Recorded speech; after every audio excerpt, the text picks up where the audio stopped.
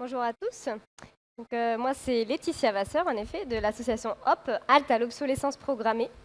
Alors, je voulais vous montrer quelques petites slides. Ça doit... Voilà. Alors, c'est vrai que, comme l'a dit Alma, les téléphones et le fait qu'on les consomme, mais aussi qu'on les renouvelle de plus en plus souvent, c'est un problème écologique très grave. C'est aussi un problème social pour nous, parce que parfois, on n'a rien demandé et on se voit obligé de renouveler nos téléphones. Alors, nous, on s'attaque plus particulièrement à ces cas-là d'obsolescence programmée. C'est peut-être un terme sur lequel vous êtes maintenant un peu... vous savez de quoi je parle. En fait, c'est une technique qui vise à faire tout pour que vous renouveliez vos produits, soit le téléphone ou tout autre produit, un peu plus vite que prévu, que vous auriez aimé, pour tout simplement contribuer à un business model lucratif. Donc, on a 3 types d'obsolescence programmée qui sont l'obsolescence technique, logicielle et esthétique. En fait, ce qui est intéressant avec les téléphones, c'est que c'est les cumulards de l'obsolescence programmée. Ils ont gagné sur tous les plans. Ils font vraiment les 3 techniques. Alors, comment ils font ça? L'obsolescence technique pour un téléphone, un smartphone, ça va être par exemple la batterie que vous ne pouvez pas ouvrir facilement, alors que la batterie, quelque part, c'est inconsommable. On peut concevoir que la batterie va se diminuer au bout d'un moment, va être moins performante. Il faudra la changer. Sauf que sur certains téléphones, ce n'est pas du tout facile et accessible de pouvoir changer sa batterie. Ou ça va être ces écrans comme on a l'habitude, qui à peine ont effleuré le sol et ça y est, sont explosés. Du coup, vous avez peut-être envie de changer parce que c'est pas du tout pratique.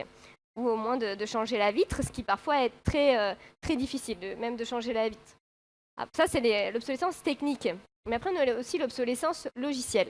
Sur les smartphones en particulier, ça s'exprime comment? C'est les softwares, c'est les mises à jour. Donc, quand on parle de smartphone, c'est vraiment un problème majeur parce qu'au-delà du hardware du téléphone, d'un point de vue un peu technique, il y a vraiment cette question du logiciel et je vais revenir un peu dessus juste après. Et puis enfin, il y a cette obsolescence esthétique, c'est la 3e dimension de l'obsolescence programmée. L'obsolescence esthétique, c'est celle qui est encouragée par la publicité, le marketing, les promotions, tout ce qui va faire en sorte que vous ayez envie de changer, de rendre désirable le changement. Alors bien sûr, on a une part de responsabilité. Parfois, on a juste envie que ça soit plus à la mode, etc., plus joli ou plus performant. Mais on est quand même bien encouragé dans ce sens par les firmes qui peuvent mettre, ça va peut-être vous parler, des grandes bâches publicitaires énormes dans les gares, partout, pour vraiment tout le temps vous rappeler qu'il y a un super téléphone à la mode et qu'il ne faudrait quand même pas passer à côté. Alors concrètement, là on a vu, alors, je n'ai rien spécialement, enfin si un peu contre Apple, mais il faut quand même bien dire que ça ne s'adresse pas qu'à Apple. Quasiment tous les smartphones et les grandes firmes qui vendent des smartphones sont plus ou moins concernés à différents degrés. En tout cas, sur le cas Apple, c'est assez emblématique. Là, si on prend quelques exemples, on avait par exemple l'erreur 53. Alors, je ne sais pas si ça vous parle, c'est un peu barbare comme terme. En fait, l'erreur 53, c'était la petite touche centrale là qu'on voit sur les téléphones, le bouton Home. Quand il ne marchait plus, vous vouliez le faire réparer chez un réparateur qui n'était pas agréé par la marque. Ensuite, vous le rallumiez. Donc, le réparateur fait son travail, il vous met une petite touche. Vous rallumez votre téléphone et là, bim, erreur 53, le téléphone ne veut pas se rallumer. Parce que la marque a contrôlé le fait que vous êtes passé chez un réparateur qui n'était pas agréé, qui sortait de ses circuits, et donc il ne vous autorise pas à réparer votre téléphone et à l'utiliser alors que vous vouliez juste allonger sa durée de vie et puis voilà, vous le réparer plutôt que d'en acheter un nouveau. Ensuite, on a eu, là plus récemment encore, une nouvelle technique un peu de la même manière, c'était sur les écrans tactiles. De la même manière, vous cassez votre écran sur l'iPhone 8, vous voulez réparer chez un réparateur non agréé, et là, de la même manière, ça ne fonctionne pas parce que c'est contrôlé par la firme. Alors, ces erreurs-là ont été modifiées, ont été corrigées parce que, bien sûr, la mobilisation citoyenne, les consommateurs n'acceptent pas ce genre de pratiques, le font savoir par des pétitions, etc. et menacent la marque d'agir. Donc, sur ces 2 cas, on a eu des correctifs. mais ça montre quand même bien la volonté de la marque à vraiment tout contrôler et à vous rappeler que c'est elle qui contrôle tout. Ensuite, dernier petit exemple, c'est sur dernièrement les Apple Watch, les montres connectées, où là, la dernière montre qui était sortie en 2015, on a appris récemment qu'elle ne pourrait plus fonctionner avec la nouvelle mise à jour de l'iOS des montres connectées. Donc, imaginez quand même les horlogers de l'époque qui doivent s'arracher les cheveux parce qu'une montre qui pouvait durer une vie et même être transmise à la génération suivante aujourd'hui, au bout de 3 ans max, c'est fichu. En plus, ça coûte très cher. Et donc, finalement, Apple a créé ce phénomène du luxe jetable. Parce qu'on peut s'attendre à ce que, quelque part, des produits low cost soient peu durables. On peut le comprendre, ils ont été conçus avec des matériaux plus sensibles, plus fragiles, de moins bonne qualité. Mais quand on parle de luxe, quand même, de produits très chers, et qu'on organise en plus son obsolescence, là, c'est quand même particulièrement scandaleux. Alors, avec Alma, on est un peu déprimant ce matin, mais en fait, il y a des solutions. Et ça, c'est la bonne nouvelle, parce qu'aujourd'hui, il y a des solutions un peu plus pratico-pratiques, ça viendra juste après, mais il y a aussi une solution juridique. C'est très important. Aujourd'hui, grâce à la mobilisation citoyenne aussi, au lobbying des associations, on a réussi à avoir le délit d'obsolescence programmée. Alors, le délit d'obsolescence programmée, oupsie, voilà, ça existe depuis 2015. Ça a été inscrit dans la loi de transition énergétique. Et grâce à ça, on a vraiment la reconnaissance d'un phénomène tout à fait scandaleux à la fois pour l'écologie et pour nous en tant que consommateurs. Et c'est vraiment quelque chose de vraiment important pour la cause. Alors ce délit a été mis en place en 2015. Nous, on s'est créé à la suite de ça pour pouvoir justement mobiliser ce délit, parce qu'un délit dans la loi que personne ne connaît, bon, ça n'a pas grand impact. Mais quand on a tous un problème de téléphone et que c'est particulièrement scandaleux, on met en œuvre les moyens à travers l'association de pouvoir se défendre collectivement. Et là, c'est ce qu'on a fait sur le cas Apple, en l'occurrence, parce que Apple a déclaré eux-mêmes qu'ils ralentissaient les téléphones avec des mises à jour. On a eu le cas avec, là c'était cette année, en décembre, sur au moins 3 catégories de téléphones. On a eu la marque qui a avoué avoir ralenti délibérément la mise à jour, enfin le fonctionnement du téléphone à cause avec une mise à jour. Avec des arguments tout à fait fallacieux selon nous et absurdes. Ils disent, en gros, on fait ça pour que votre batterie puisse tenir plus longtemps et comme ça va allonger la durée de vie du téléphone. Mais pourquoi on ne changerait pas tout simplement la batterie? Parce que la batterie, par ailleurs, est très compliquée d'accès. Enfin bon, quand une marque dit concrètement, nous, on ralentit délibérément la durée de vie des produits, nous, ça nous a fait tilt. On s'est dit, bah ça, d'après nous, c'est de l'obsolescence programmée. Et c'est un délit. D'autant plus que le ralentissement intervient au même moment de la sortie d'un nouveau téléphone. Bizarre. Donc, on a fait une petite plainte, on l'a envoyée au juge, et le juge a accueilli cette plainte avec une grande ferveur, visiblement, puisque très rapidement, il a ouvert l'enquête. Le procureur de la République a décidé d'ouvrir l'enquête, et aujourd'hui, c'est une affaire en cours d'investigation sur le cas Apple de l'obsolescence programmée à cause de la mise à jour. Donc, ça nous donne les moyens à la fois de nous défendre contre un cas, voilà, et de ne pas laisser ces pratiques impunies, mais aussi de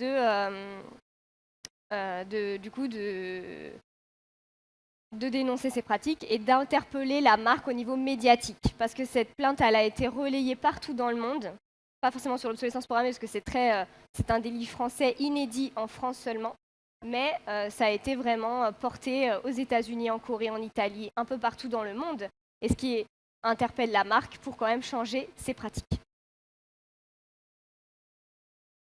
Alors, c'est ce que j'essaye de vous expliquer, c'est que finalement, grâce à ce délit, ça nous donne aujourd'hui les outils pour se mobiliser pour faire changer les choses, pour faire bouger les lignes. On l'a aussi fait sur Epson, par exemple, dans le cadre des imprimantes. Vous êtes peut-être déjà énervé face à une imprimante qui vous dit qu'elle était vide, alors qu'en fait, c'est l'autre couleur qui est vide, etc. Et qu'en fait, vous devez tout changer. Et en plus, on a remarqué qu'il restait 20 à 40% d'encre dans certaines cartouches d'encre, sachant que la cartouche coûte plus de 2000 € le litre. Ça revient vite à une fortune. Donc, c'est pour ça qu'on a créé cette association qui vise vraiment à fédérer les consommateurs, nous, les citoyens, autour de cette question pour des raisons écologiques, aussi sociales et un ras-le-bol général de cette société du prêt à jeter, où c'est organisé pour ne pas durer et de manière plus globale, au-delà de l'obsolescence programmée, les stratagèmes très visibles, c'est vraiment le fait que les produits ne sont pas conçus pour durer et que ça, ce n'est pas normal et qu'il faut inverser cette tendance. Donc, on essaye de rassembler une grande communauté. Aujourd'hui, on est déjà plus de 35 000 personnes. Et c'est ça qui nous donne du poids pour influencer les lois et les industriels à aller vers des produits plus durables et réparables. Donc ça, c'est vraiment notre leitmotiv. Et à travers ça, on fait du coup de la sensibilisation. On essaye d'informer sur les solutions concrètes pour se prémunir de l'obsolescence et pour agir à son échelle. En effet, chacun peut faire sa part. Et puis, de faire du lobbying, du plaidoyer auprès du gouvernement. On a obtenu l'affichage de la durabilité des produits. Ça veut dire quoi? Ça veut dire qu'en 2020, on aura des informations dont on a besoin pour comparer les produits et pour choisir en fonction de la durabilité et de la réparabilité. Aujourd'hui, vous n'avez pas beaucoup d'informations, c'est difficile de faire ses choix par rapport à ça.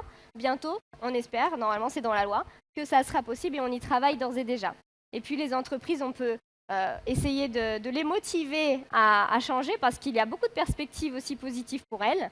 Et donc, ça passe par à la fois des plaintes pour leur rappeler qu'il y a une loi et qu'il y a des pratiques qui ne sont plus admissibles aujourd'hui en 2020, en 2018. L'innovation doit être au service de la durabilité et aussi en essayant de regrouper celles qui font bien parce qu'il y a aussi des alternatives. Il y a des entreprises qui ont compris et qui essayent d'aller vers des produits plus durables, réparables, comme Common qu'on verra tout à l'heure, mais aussi beaucoup d'autres. Et donc, on essaye d'accompagner ces entreprises qui sont pionnières et qui ont vraiment envie de faire changer les choses parce que c'est aussi avec elles qu'on permettra d'avoir des alternatives concrètes. Donc, n'hésitez pas à nous rejoindre à altobsolescence.org parce que de 35 000, on va pouvoir passer à toujours d'autant plus de personnes et ça a du poids.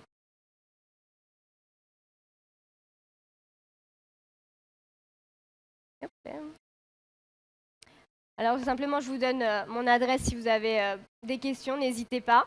Un livre aussi si vous voulez en savoir plus parce qu'il y a beaucoup de choses à dire et à apprendre sur le sujet. Des petites solutions concrètes aussi. Il y a la moitié du livre qui est dédié vraiment aux solutions. Et pour vous dire un seul message, c'est franchement, on a aussi le pouvoir entre nos mains de faire comprendre aux marques que ce n'est plus possible à travers des messages simples, des plaintes, des médias, adressés aussi au gouvernement. Et à travers notre consommation, à travers notre revendication, on est en fait beaucoup plus nombreux, tous ensemble, que les marques. Donc il faut vraiment se fédérer et on a le pouvoir de changer les choses. Voilà. Merci beaucoup.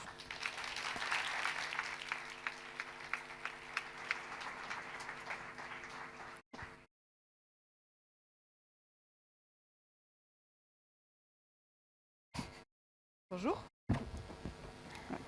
Bonjour. Sommes-nous condamnés à changer de smartphone tous les 2 ans, même tous les 18 mois? Moi, je vous propose un point plus particulier pour savoir si on peut allonger la durée de vie de nos smartphones. Je vais commencer par une question. Pour vous réveiller, d'abord un petit peu, parce que je pense que ça va faire du bien.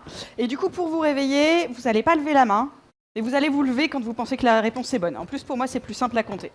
Si les gens se lèvent, ça veut dire que pour les gens qui sont debout derrière, c'est un excellent moment pour venir vous asseoir sur les chaises si vous voulez, j'en vois plein de libres. Alors, du coup, ma question est la suivante. Selon vous, quelle est la phase du cycle de vie des téléphones mobiles qui a le plus d'impact sur l'environnement? En termes de consommation de ressources naturelles, d'énergie, d'émissions de gaz à effet de serre, etc. La fabrication, la distribution, l'utilisation ou la fin de vie? Quels sont ceux qui pensent que c'est la fabrication? Ok. Quels sont ceux qui pensent que c'est la distribution? Il en faut, c'est très bien.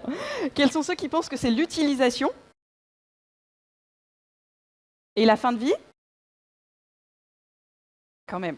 Alors, en général, pour les gens qui n'ont pas déjà été briefés, n'auront pas déjà appris beaucoup de choses par les sessions précédentes, effectivement, beaucoup, voire la majorité, pensent que c'est la fin de vie.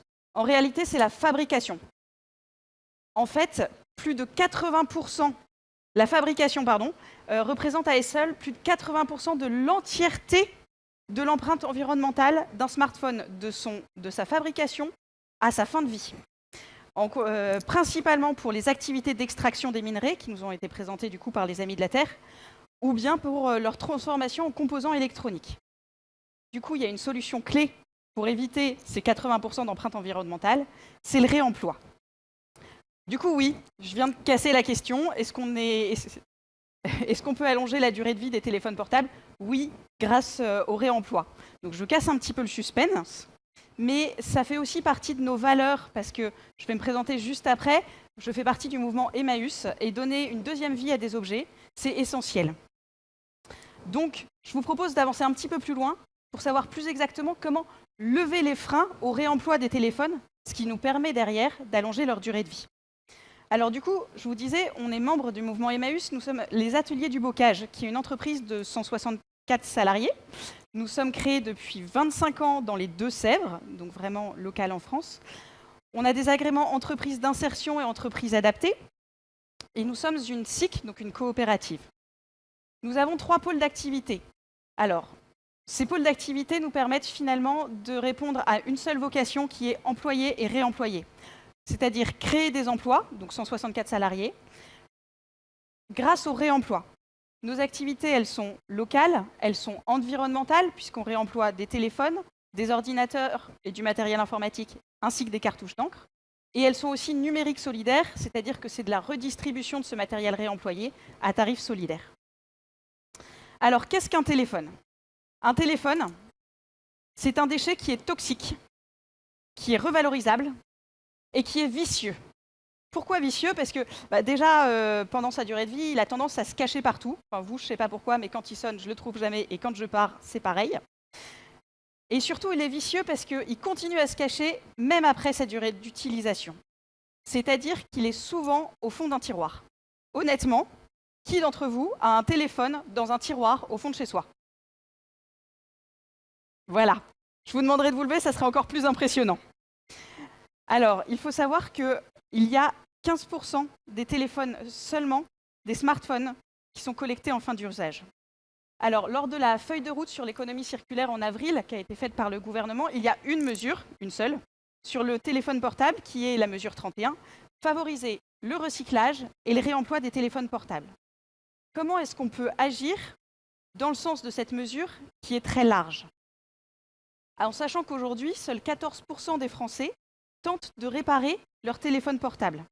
Et que si seulement 15% des smartphones sont collectés, ça veut dire que 30 millions de smartphones restent au fond des tiroirs des Français. Et 30 millions de smartphones, mais 100 millions de téléphones portables selon le Sénat. Pour une fois que la police et les syndicats ne disent pas la même chose, c'est dans le sens inverse. Donc comment peut-on faire sortir les téléphones des placards? Pourquoi? Parce que reconditionner, déjà, ça va permettre d'augmenter la durée de vie des téléphones. Ça va permettre de traiter les déchets dangereux. Oui, parce que pour tous ceux qui ont un téléphone chez vous, je vous rappelle que c'est un déchet toxique et dangereux, notamment dû à la batterie. Je vous préviens. Et surtout parce que ça crée de l'emploi. 100 000 tonnes de déchets enfouis ne créent qu'un emploi. Pardon, 10 000 tonnes. 10 000 tonnes de déchets réutilisés ou réemployés, ça crée 800 emplois. L'impact sur le territoire n'est clairement pas le même. Alors, j'utilise un petit peu des mots barbares, réemployer, réutiliser. Je ne sais pas si vous connaissez les différences. C'est plutôt lié au statut et à l'usage de l'opération de transformation qui a eu lieu, enfin de l'objet suite à l'opération. Le réemploi, c'est l'opération qui permet à un objet d'être réutilisé à nouveau sans modification de l'usage. C'est-à-dire qu'un téléphone réemployé est réutilisé pour un téléphone, mais il est réparé. La réutilisation, c'est-à-dire qu'on utilise à nouveau l'objet, mais on détourne de son usage initial. Je n'ai pas trop d'exemples sur un téléphone, mais typiquement pour une chambre à air, c'est la réutiliser sous forme de bouée. Et le recyclage, en fait, c'est l'utilisation de la matière première de l'objet pour fabriquer de nouveaux objets. Typiquement, la réutilisation de l'or ou des matériaux précieux qui sont dans un téléphone peuvent être utilisés à fabriquer autre chose que des téléphones.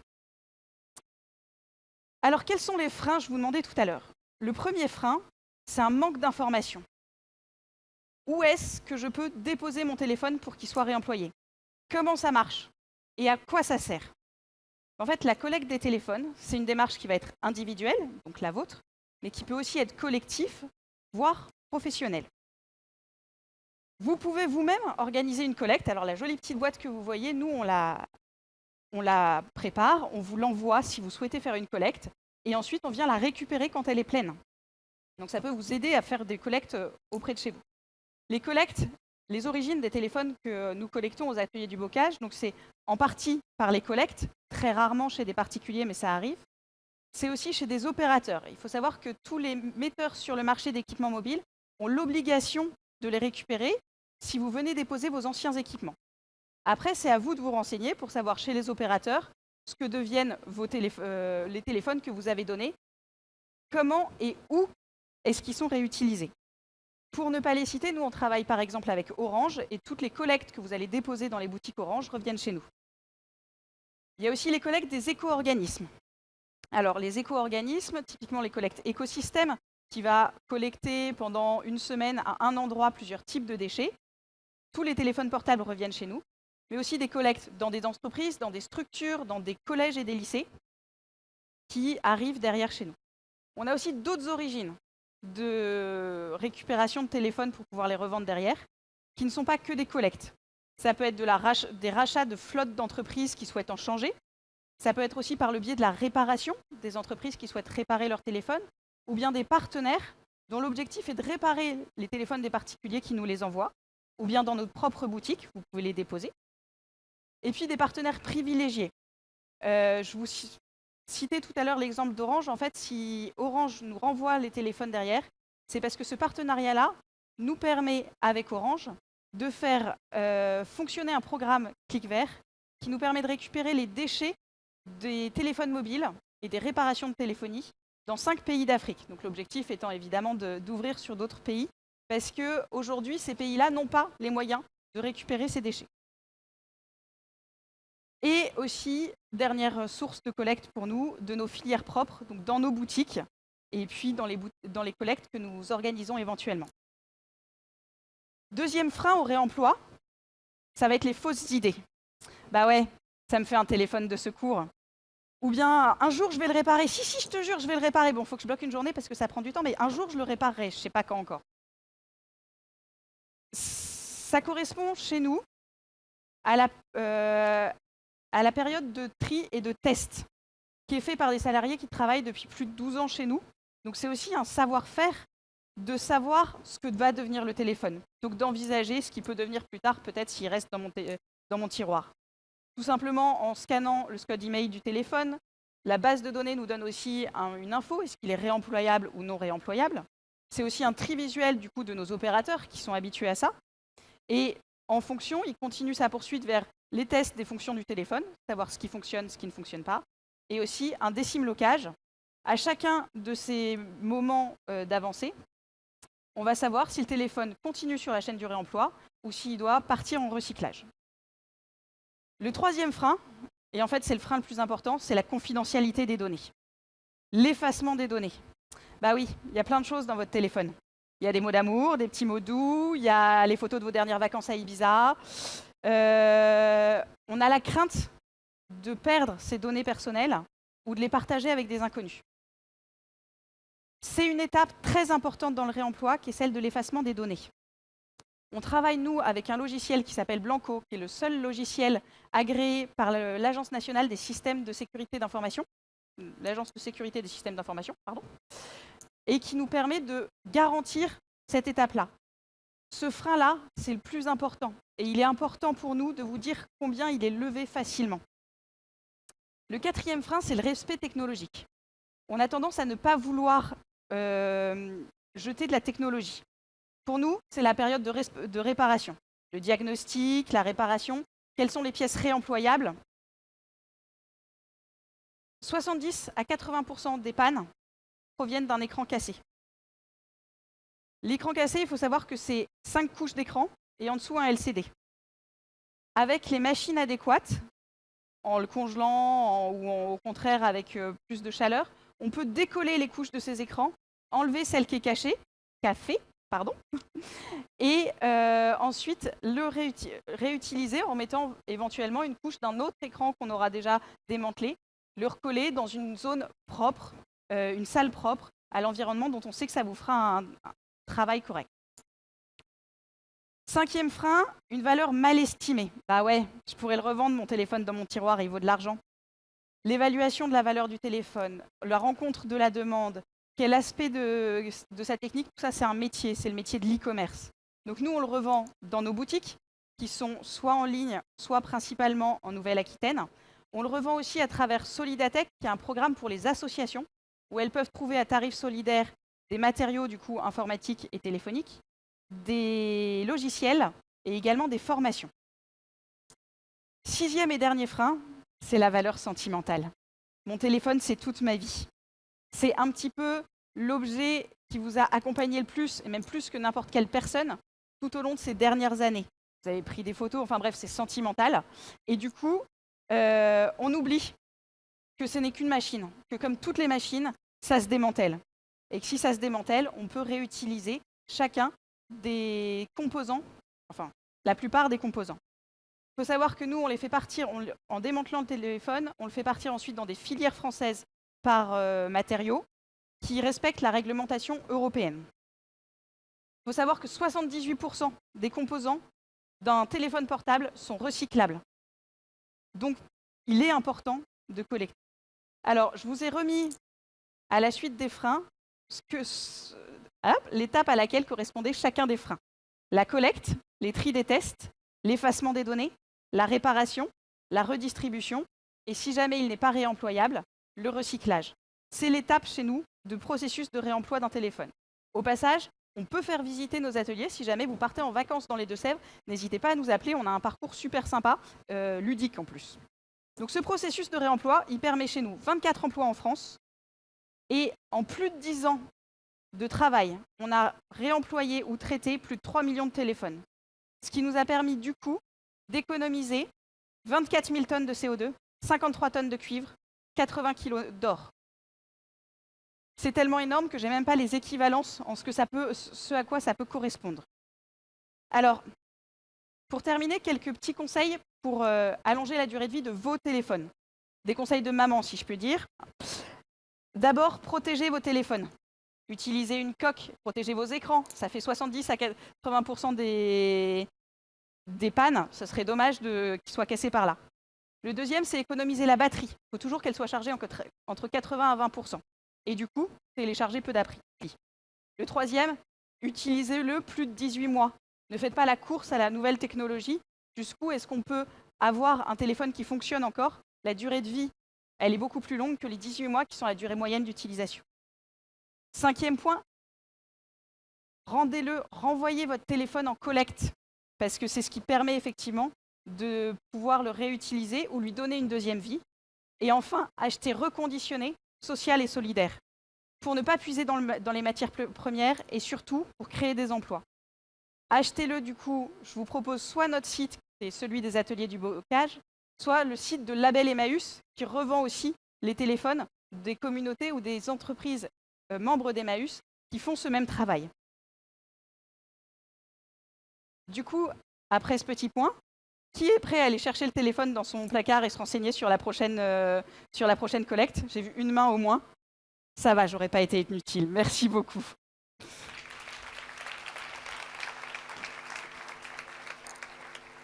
Je vais chercher. J'ai laissé.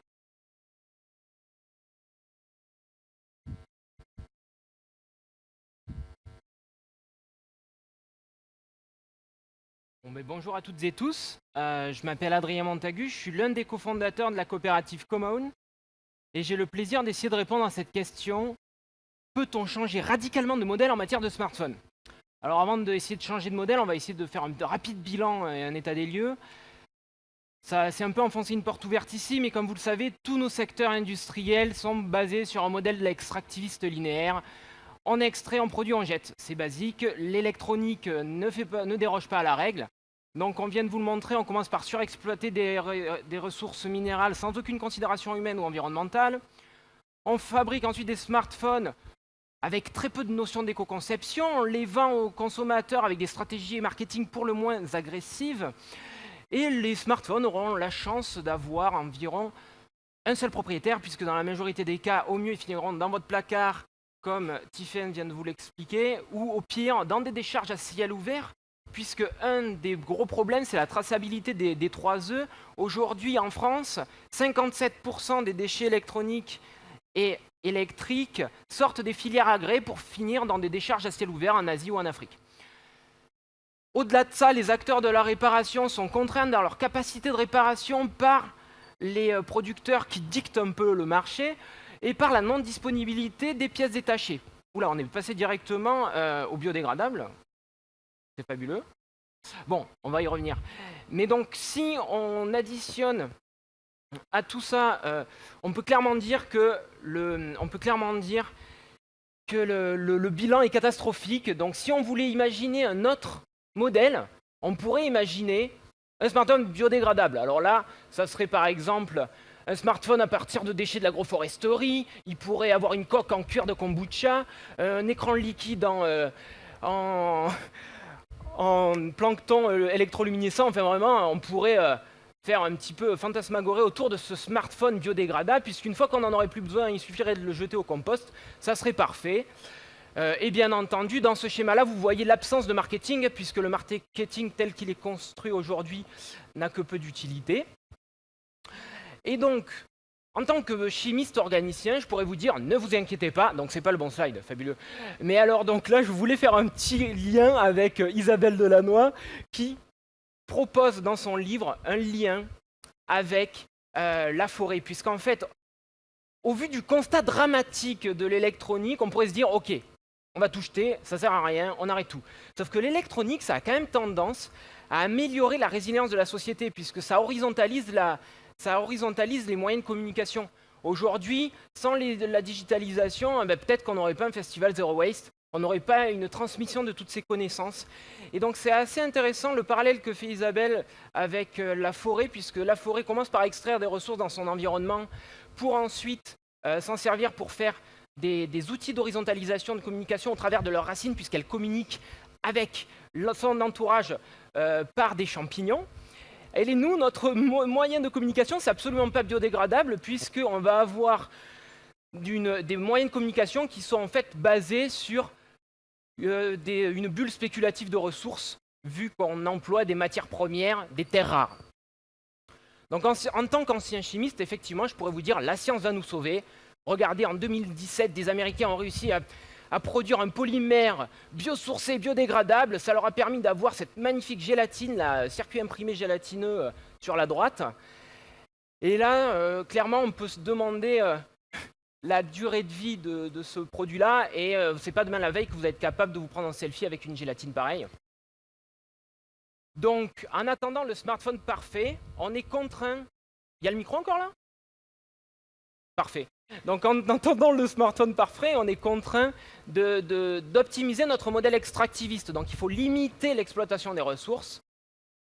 Et pour ça, il faut maximiser l'éco-conception, que ce soit au niveau de la fabrication, qui doit anticiper toute la chaîne de vie du produit pour maximiser sa réparation, sa réutilisation et son recyclage, parce qu'aujourd'hui, on vous l'a expliqué, on est incapable de recycler les produits, ce qui est assez désastreux, puisqu'on a une quantité astronomique de déchets électroniques qui enferment des matières précieuses qu'on ne peut pas réutiliser.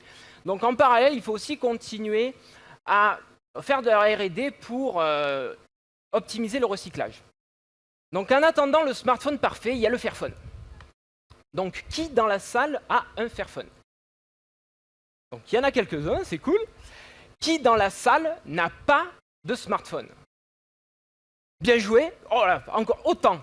Eh bien dans ce cas-là, restez sur votre modèle, parce que si vous n'avez pas besoin de smartphone, c'est la meilleure façon de limiter votre impact. Donc je vais quand même un peu vous parler du Fairphone et en quoi il est mieux. Donc au-delà de sa coque, le constructeur a vraiment une politique de transparence accrue, puisque, bon, on ne le voit pas bien sur le schéma, mais sur son site, vous avez une carte qui va représenter l'ensemble de ces producteurs partout sur la planète et d'où vient chacune de ces matières premières. Donc ça permet déjà là de conscientiser un peu le parcours de chaque composé pour que le smartphone puisse arriver dans votre poche. Au-delà de ça, Fairphone a aussi une politique éthique très accrue puisqu'ils ont réussi à faire labelliser exempt de conflits le tungstène, l'étain, le tantal et l'or. Et là, actuellement, ils travaillent sur le cobalt puisque c'est un enjeu majeur, comme on vous l'a expliqué précédemment. Au-delà de ça, donc là, plus aucun retour PowerPoint, donc on va attendre que ça passe, mais ça va venir, il n'y a pas de souci. Voilà. Donc le Fairphone travaille continuellement sur l'amélioration de ces producteurs, puisque le Fairphone est assemblé en Chine. Sauf qu'ils améliorent continuellement les conditions de travail dans ces unités de production. Ces améliorations continuelles ont permis à Fairphone d'obtenir le label B Corp il y a de ça quelques années. Et puis bien sûr, le Fairphone il est surtout connu parce qu'il est éco-conçu, c'est-à-dire qu'il va être capable on va être capable de le réparer très simplement. Vous allez changer l'écran, le micro, vraiment d'un simple geste, c'est un jeu d'enfant. Donc ça va forcément avoir tendance à allonger la durée de vie de l'appareil. Donc ensuite, si je pouvais avoir l'autre slide, ça serait fabuleux. Mais bon, et donc, en fait, si on prend conscience, si on observe voilà, les schémas de vente qui aujourd'hui commencent à stagner un petit peu puisque les volumes de vente faiblissent. Donc face à ce volume de vente qui faiblit, puisque l'intégralité de la population est à peu près équipée, on a les différentes stratégies des producteurs. Donc je ne vais pas revenir sur ce que Laetitia a pu vous exposer, mais clairement, en 2 chiffres, depuis la création de Fairphone en 2013, Apple a sorti 13 modèles pendant que Fairphone n'en sortait que 2. Donc ça, c'est quand même un petit souci et on comprend l'intérêt des producteurs à renouveler les appareils. Fairphone, ils n'ont pas la même stratégie. Ok, donc on va encore attendre que ça passe, mais ça va venir, j'imagine. Et donc, si on va s'intéresser par la suite au prix de vente des appareils. Parce que vraiment, ça c'est un autre enjeu. Le prix de vente des appareils, Fairphone, ils ont une politique là encore très transparente. Si vous allez pouvoir aller sur leur site web et retrouver l'intégralité de la dissection de leur prix. C'est-à-dire que le Fairphone, il est vendu 525 € pour une marge nette de 9 €. Son coût de production, il est à 330 €, 340. Là encore, c'est vraiment une politique de transparence accrue. Vous pouvez trouver le détail de chacune de ces taxes, de ces financements d'associations. À côté de ça, on compare l'iPhone 10, il est vendu 1150 € et il a été évalué en coût de production à 332 € par un cabinet d'experts.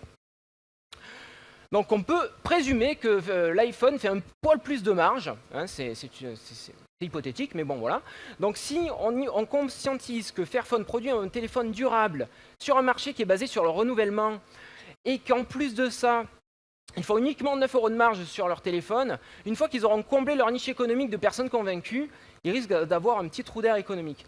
Donc c'est pour ça qu'on a décidé de créer la coopérative Common, qui va accompagner ces acteurs de l'électronique responsable vers un modèle de la location sans option d'achat, l'économie de la fonctionnalité. Pour l'industriel, ça va représenter une vision plus pérenne, puisqu'on va garantir une rentrée d'argent mensualisée, ce qui va le permettre de se focaliser sur son cœur de métier, qui doit être l'éco-conception. Et donc ça, forcément, ça va avoir tendance à maximiser et allonger la durée de vie des appareils.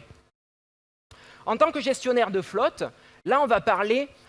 Non, mais alors là, ça va clairement trop vite. En tant que gestionnaire de flotte, on va parler de résilience de la flotte, puisque chaque appareil, en fait, au-delà d'être un appareil, c'est un réservoir de pièces détachées. La caméra d'un premier téléphone qui passerait sous un vélo ou une voiture et qui serait encore fonctionnelle permettrait de réparer un second appareil. Donc là, on a vraiment une interopérabilité qui permet une résilience forte de la flotte. Et là, on va pouvoir maximiser l'usage de chaque module. Et ça, c'est vraiment un élément assez fort. Au-delà de ça, en tant que gestionnaire de flotte, on va garantir une bonne traçabilité de l'éventuel déchet en fin de vie. C'est-à-dire que nous, on est contraints d'envoyer les Fairphone en fin de vie à Fairphone pour qu'ils le recyclent dans des conditions correctes. À côté de ça, directement les skis, c'est bien, mais on va commencer par présenter les avantages pour les usagers. On va accompagner les usagers dans l'usage au travers de différentes formules. Une formule à 20 et à 30 €, donc ça va aller de renouvellement annuel de la batterie si nécessaire à la garantie casse et à la garantie vol, pour vraiment améliorer l'expérience utilisateur et proposer toute une couche de services. Notre particularité, c'est que nous sommes une société coopérative d'intérêt collectif. Ça permet de garantir une horizontalité, une éthique et une transparence accrue, puisque l'ensemble des parties prenantes de la coopérative va pouvoir prendre des parts dans la coopérative et devenir sociétaire pour participer aux AG.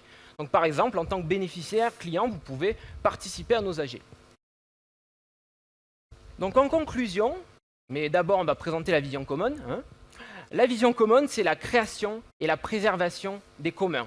On va commencer par créer des communs, c'est-à-dire une flotte commune, une politique très forte sur les logiciels libres, puisqu'on va proposer bientôt un Fairphone open sans la couche Android.